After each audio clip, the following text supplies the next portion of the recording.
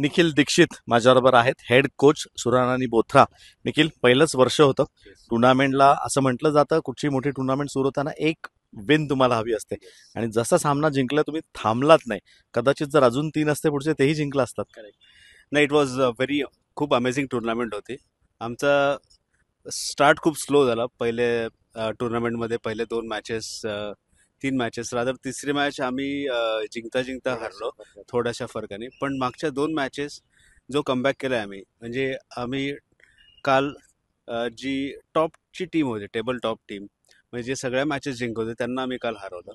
त्यांना हरवल्यानंतर आज दुसऱ्या पुणेरी बाप्पा 4S पुणेरी बाप्पा टीमला हरवलं, विच इज ऑल्सो MPLची टीम आहे. सो आणि आमची टीम आम्ही अशी बिल्ड केली होती ना, की आम्ही बरेचसे प्लेयर्स आमच्यासाठी पण नवीन होते, जे दुसऱ्या टीम्सकडनं खेळत होते. काही प्लेयर्सला आम्ही फर्स्ट टाइम बघत होतो. सो अशी टीम बिल्ड करून सगळ्यांना एकत्र आणून त्यांचं प्रॅक्टिस गेम करून त्यांचं मॅच सिम्युलेशनला आम्हाला वेळ नाही मिळाला, पण 2दा आम्ही नेट्स केले. त्या बेसिसवर आम्ही टीम जमवत राहिलो, कॉम्बिनेशन करत राहिलो, ट्राय करत राहिलो डिफरंट कॉम्बिनेशन, जे मागच्या 3 मॅच पासून परफेक्ट व्हायला लागलं. त्याच्यामुळे आम्हाला फरक पडला या मॅचला. नक्कीच तू म्हणालास ते अगदी योग्य आहे की तुम्हाला थोडासा वेळ कमी पडला, आणि हे दिसत होतं. तुम्ही ज्यावेळेस तिसऱ्या मॅचमध्ये मैदानात आलात त्यावेळेस पूर्ण वेगळी टीम तुमची दिसत होती. म्हणजे जसं TEAM जी टीम बोलतात तशी टीम दिसत होती.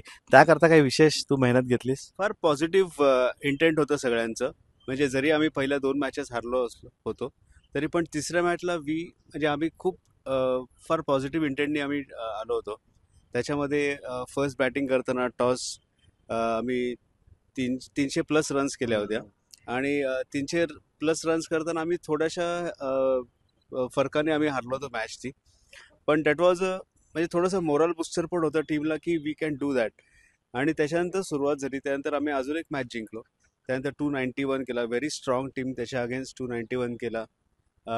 सगळे आमचे जे प्लेयर्स होते सगळ्यांनी काही ना काही मॅचेसमध्ये परफॉर्म करत राहिले आणि कॉन्ट्रीब्यूट करत राहिले. काही काही ऑलराऊंडर्स होते, फास्ट म्हणजे बॉलर्स होते, त्यांनी पण कॉन्ट्रीब्यूट केलं, आणि it was a allrounder performance by everyone.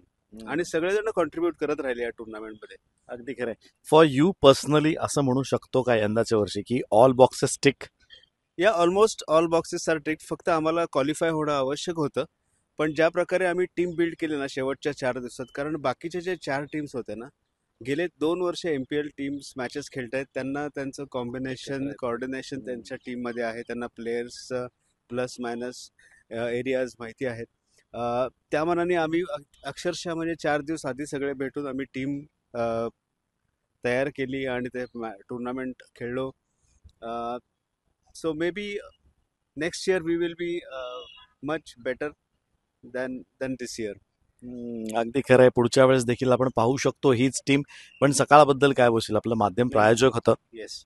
So सकाळ मीडिया बेसिकली स्पॉन्सर असल्यामुळे किंवा त्याच्यामुळे फारच प्लेयर्सच्या ज्या परफॉर्मन्स आहे ते सगळ्यांना मीडियामधून सगळ्यांना पोहोचवण्यासाठी सकाळने फार मोठं काम केलेलं आहे. त्यामुळे नक्कीच प्लेयर्सला पण त्याचा नक्की फायदा होईल. अगदी खरं आहे. धन्यवाद Nikhil. Thanks for your time. हे होते निखिल दीक्षित, हेड कोच सुराणा आणि बोथरा. महाराष्ट्रातील सर्व बातम्यांचे विश्वासार्ह व्यासपीठ. सकाळच्या सर्व सोशल मीडिया प्लॅटफॉर्मला लाईक, फॉलो आणि सबस्क्राईब करा.